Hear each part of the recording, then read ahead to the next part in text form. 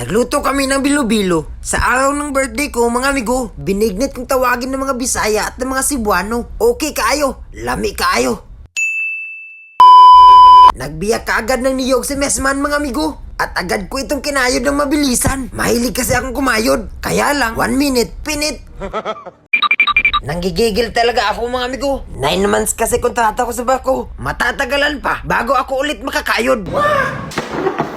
Biro lang, mga amigo. At kinamay na nga ni Insan, aiste ni Mesman. Sabay mekos-mekos para masarap ang katas ng niyog. Sinunod niyang balatan ng kamote at sabay hugas na madumi kong kamay. Masarap pag may saging ang bilo-bilo, mga amigo. At masarap din pag may langka. Pero mas masarap pag tinitikman. Kaya sa subuang oh.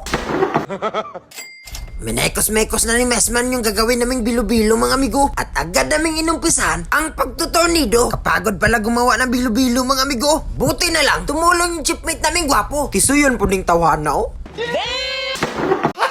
At tumulong din ang isa naming kasamahan. Gago, itlog mo na! Ay! Bilo-bilo, langka, saging, kamote, sago, laga. Nilunod na yung kamote, mga amigo. Sabay mekos-mekos, sinunod ang sago, sabay lagay sa bilo-bilo, ilagay ang langka, panghuli ang saging, pakuluin lang konti, laga. Kub-kuba na, mga amigo. Lami ah! Lami kayo, mga amigo. Okay kayo.